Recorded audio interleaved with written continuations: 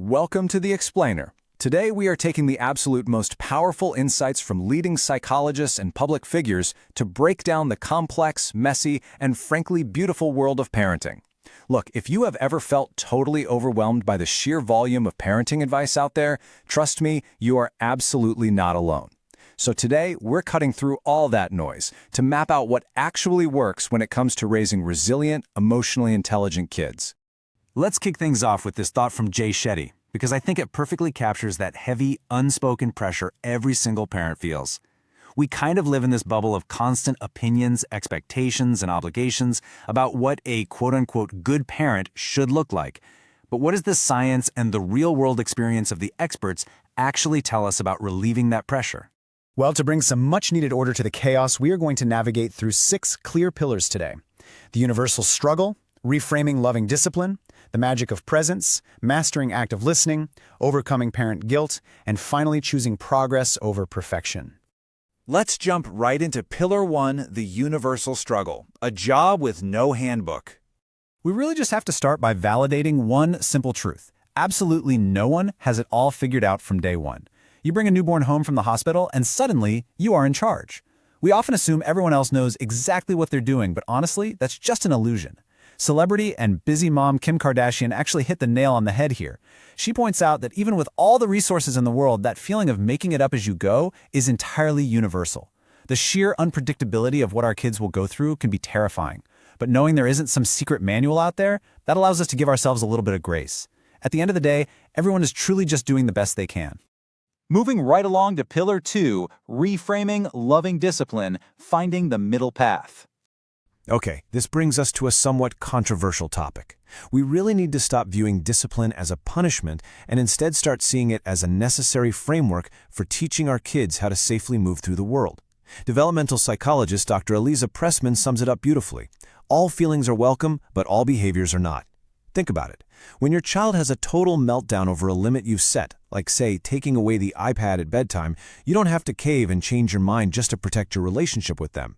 You can hold that boundary firmly and still love them through their frustration. Now, what's super interesting is how Dr. Pressman breaks down the 3 main parenting styles to show us why the authoritative middle path provides that perfect balance. On the top row, the permissive or best friend approach seems great on the surface, but without anyone steering the ship, kids can actually develop intense anxiety from feeling way too responsible. On the flip side, the authoritarian approach relies entirely on fear and the classic "because I said so," which just leaves kids terrified to ever make mistakes or open up to you. The sweet spot is that authoritative middle path. You are highly sensitive to their feelings, but you stick to your limits. That is what creates a securely attached, resilient kid who knows they can trust you.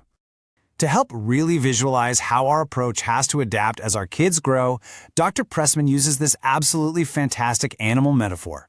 Toddlers are basically the dog you see here. They need you wagging your tail, enthusiastic and ready to engage in their beautiful chaos. But as they become teenagers, oh man, they desperately need a calm, steady cat. You are physically in the room, you're welcoming and you're present, but you wait for them to come to you. And when they finally do open up, you don't pounce on them like a golden retriever, you just welcome the information calmly, proving that you can actually handle their truth without freaking out. Which leads us perfectly into Pillar 3, the magic of presence, choosing connection over correction. Because here is the real secret. None of that discipline stuff works if you haven't laid a foundation of real connection first. If you want influence with your children, they have to feel securely attached to you. And the magic number for building that connection? It's 20. According to psychiatrist Dr. Daniel Ammon, just 20 minutes a day of uninterrupted, phone-free, physical time is absolute magic for your relationship with your kid. It sounds so incredibly simple, right? Yet, in our crazy modern lives, it's often the hardest thing to consistently deliver. Dr. Ammon calls this special time, and these 3 simple rules act as pure money in your relational bank account. Step 1, you pick something reasonable that they actually want to do. Step 2, absolutely no commands. And Step 3, no questions. You literally just be together. He actually prescribed this exact routine to a dad whose young daughter wanted nothing to do with him. After just 3 weeks of this focused, rule-free 20 minutes a day, the daughter wouldn't leave his side. That kind of focused attention transforms a distant child into one who actively wants to hang out with you. All right, Pillar 4, mastering active listening, hearing the feelings. Once you're actually spending that time together, the way you listen changes everything. It is so tempting to just download all your hard-earned wisdom right into your child's brain, but we all know that rarely works. Take this hilarious blue hair scenario to contrast communication styles. If your kid says they want blue hair, a reactionary response like, "Not in my house," immediately shuts down the conversation or just starts a huge fight. But look at the active listening approach instead. You repeat back what you hear without interrupting. "Oh, you want blue hair?" And then you just wait. You listen for the feelings behind the words. Because often it's not even about the hair, it's about wanting to fit in. By actively listening, you create the space for the child to process their own feelings and solve the core issue themselves. And building this connection isn't just about having deep, serious conversations all the time. As Jay Shetty recalls from his own childhood, simple daily rhythms are incredibly powerful. A shared family dinner, followed by a simple routine, like the kids rotating who washes up and who clears the table, builds massive family accountability. It doesn't feel like a set of rigid, strict rules. It feels like an encouraging, natural rhythm that builds their confidence, teaching kids that they are an active, contributing part of the family team, not just entitled to live there. Let's pivot a bit to the internal struggle with Pillar 5, overcoming parent guilt, the realities of modern motherhood. Because while we try our hardest to perfectly execute all these great techniques, the reality of balancing work, life, and kids often leads to overwhelming guilt. It is honestly just so refreshing to hear someone in the public eye admit to the raw, messy moments of parenting. Kim Kardashian shared this incredibly vulnerable reality of locking yourself in a room away from a screaming tantrum, just texting friends in tears. Now, the textbooks might say you should always lean into the tantrum, but sometimes it is so overwhelming that you literally just have to step away for your own sanity.